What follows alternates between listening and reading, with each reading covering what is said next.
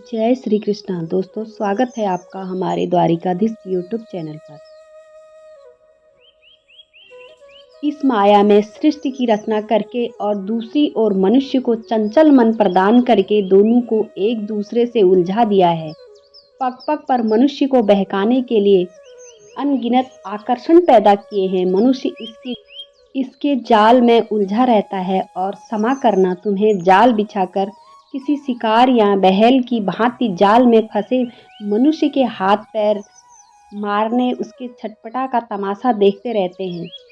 नहीं अर्जुन, मैं तमाशा नहीं देखता बल्कि अपनी माया की लीला देखता हूँ। फिर भी अकेले निहारते ही रहते हो ना, सहायता तो नहीं करते कि बेचारा प्राणी इधर उधर भटक रहा है, रास्ता भूल पड़ा है। तुम्हारे मन में बेचारे मनुष्य की सहायता करने का विचार कभी नहीं आता। क्या आगे बढ़कर उसका हाथ थाम लो, उससे रास्ता दिखाओ। बिल्कुल आता है, और मैं मनुष्य की सहायता भी करता हूँ, परंतु कब कब करते हो तुम उसकी सहायता। मैं तो देख रहा हूँ कि तुमने कर्म का विधान बना दिया, जन्म मरण का चक्र चला दिया और इस चक्रव्यूह में मनुष्य को फंसा दिया। यह तो कोई बात नहीं हुई, यह तो कोई सहायता नहीं हुई। मैं सहायता अवश्य करता हूँ, मैं अपने भक्त को कभी बेबस नहीं छोड़ता, परंतु मनुष्य मेरी ओर देखे, सहायता के लिए मेरी ओर बढ़े तो मैं उसकी सहायता करूँ ना, परंतु वह मेरी ओर बढ़ने के बजाय अपने अहंकार में डूबा रहता है, अपने बाहुबल के घमंड में पड़ा रहता है।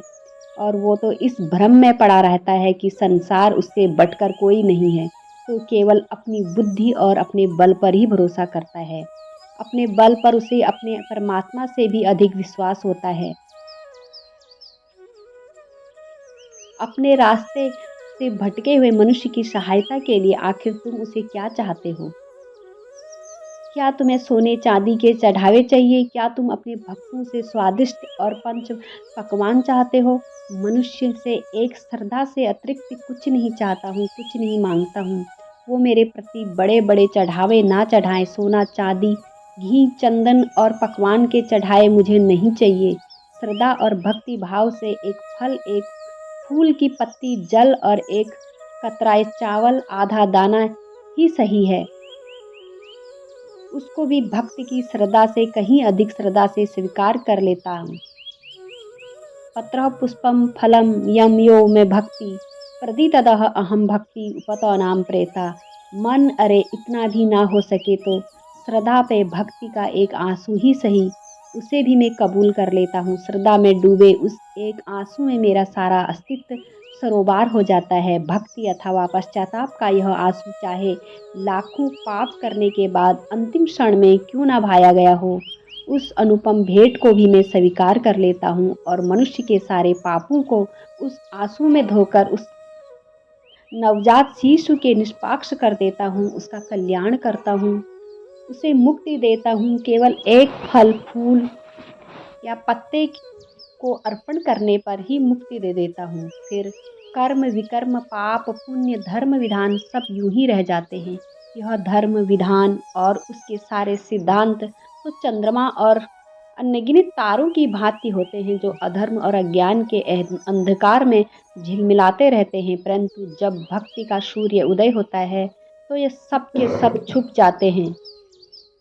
अर्थात भक्ति का स्थान इतना ऊंचा है कि धर्म भी उसके सामने तुच्छ हो जाता है, परंतु असक्त रहने भक्ति जिसके लिए किसी पंडित प्रवचन, किसी पूजा सामग्री की कोई आवश्यकता नहीं होती, केवल एक शर्त।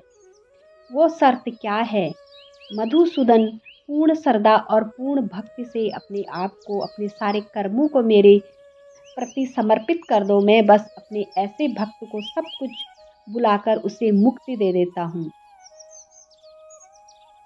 सर्वधर्मा पारित ममेकम शरणम ब्रज अहम तवा सर्व पापे भयो मोक्ष श्यामम। सोचा वह प्रभु, वह भगवान प्रभु ने आज कितनी भावुकता से अपनी प्रभुत्व की विशालता और उदारता करी है। अर्जुन के माध्यम से सारे संसार को दिखा दिया कि हाँ, देवी प्रभु के अमृत वचन सारी मानव जाति के कल्याण के लिए हैं। भगवान श्री कृष्ण ने मनुष्य के कल्याण और मोक्ष के सारे रास्ते दिखाई दिए, जिन्हें अपना कर ज्ञानी ध्यानी मोक्ष प्राप्त कर सकते हैं और अंत में साधारण से साधारण मनुष्य की आसानी के लिए सबसे सरल और आसान रास्ता भी बता दिया। भक्ति का रास्ता है अर्जुन, भक्ति का स्थान इतना ऊंचा है कि अपने सच्चे भक्तों को मैं स्वयं भक्ति करता हूँ। यह क्या कर रहे हो मधुसूदन? भला परमात्मा होकर तुम किसी भक्त की भक्ति कैसे कर सकते हो? यदि परमात्मा भी भक्त हो गया तो फिर दोनों में क्या अंतर रह जाएगा? यही अंतर तो मिटाना चाहता हूँ मैं। भक्ति भक्त और भगवान के बीच में कोई सीमा रेखा नहीं खिंचती। भक्ति तो भगवान और भक्त के बीच एक पवित्र रिश्ता है जो प्रेम किसी प्रेमिका और उसके प्रेमी को एक बंधन में बांधकर एक कर देता है। उसी प्रकार भक्त के द्वारा भक्त अपने भगवान तथा भगवान अपने भक्त को समा जाते हैं, दोनों एक रूप हो जाते हैं। भोलेनाथ, इस अमृत वचनों की रिमझिम वर्षा में तो तन मन ऐसे भीज गया है कि मैं तो तृप्त हो गई हूँ। देवी, आप तो केवल इन अमृत वचनों की वर्षा भी भीज गई हो, परंतु उधर अर्जुन को देखो, इस अमृत वर्षा में तो उसका पूरा अस्तित्व, उसकी आत्मा एक ऐसे ही बदल गई है जैसे वर्षा के पश्चात धरती पर हरा जोड़ा पहनकर बन जाती है। ज्ञान की गंगा में स्नान करके अर्जुन सबसे अधिक निहाल हो गया है। हे मधुसूदन, यह कहना तो बहुत आसान है कि तुम मन पर काबू पालो, मन के स्वामी बन जाओ, परंतु यही तो सबसे दुष्कर कार्य है केशव। मन तो वायु की तरह चंचल है। जिस प्रकार बहती हुई हवा पर काबू पाना असंभव है, इसी प्रकार इस चंचल मन को अपने अधीन करना अति दुष्कार काम है। हे अर्जुन, तुम्हारा यह कहना सत्य है कि मन अति चंचल है, उसे अपने वश में करना बहुत ही मुश्किल है। जनार्दन, असंभव है नहीं अर्जुन, मुश्किल अवश्य है परंतु असंभव नहीं। तुम्हारा कहना है कि मन को वश करने का कोई तरीका, कोई साधना भी है, अवश्य है। क्या वह तरीका? महाबाहो मनो दूर निग्रह चलम अभ्यासतः कौन्ते वैराग्य च ग्रह। अर्थात मन को वश में करने के लिए उस पर दो तलवारों से प्रहार करना पड़ता है, एक तलवार अभ्यास की और दूसरी तलवार वैराग्य अभ्यास।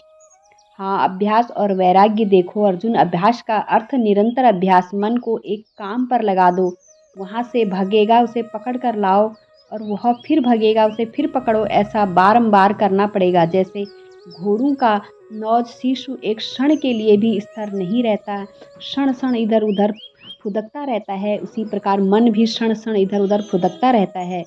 एक चंचल घोड़े की तरह मन भी बड़ा चंचल होता है, और ऐसे चंचल मन को काबू करना उतना ही कठिन है जैसे किसी मुंह जोर घोड़े को काबू करना। ऐसे घोड़े को काबू करने के लिए सवार जितना जोर लगाता है, घोड़ा उतना ही विरोध करता है और बार बार सवार को ही गिरा देता है। परंतु यदि सवार संकल्प हो तो अंत में वह सर्कस घोड़े पर सवार हो जाता है। बस फिर वही घोड़ा सवार के इशारे पर चलता है। उसी प्रकार मन को भी नियंत्रण के रस्सी में बांधकर बार बार अपने रास्ते पर लाया जाता है, तो अंत में वह अपना स्वामी कहना मानना शुरू कर देता है। इसी को कहते हैं अभ्यास की तलवार चलाना। जब अभ्यास की तलवार से ही मन ठीक रास्ते पर आ जाए, फिर दूसरी वैराग्य की तलवार की क्या आवश्यकता है? उसकी आवश्यकता इसीलिए एक बार ठीक रास्ते पर आ जाने के बाद मन फिर से उल्टे रास्ते पर जाए, क्योंकि उल्टे रास्ते पर इंद्रियों के विषय में उसे सदा ही आकर्षित करते रहेंगे। मिथ्या भोग, विलास और काम की तृष्णा से उसे फिर अपनी ओर खींच सकती है। इसलिए मन को यह समझना जरूरी है कि यह सारे विषय भोग मिथ्या हैं, योग माया के द्वारा उत्पन्न होने वाले मोह का भ्रम। मन जब सत्य को समझने लेगा तो उसे विषयों का मोह नहीं रहेगा, बल्कि उसे वैराग्य हो जाएगा। यही वैराग्य की तलवार का काम है कि विषयों को मोह काट के मन को सन्यासी बना देती है।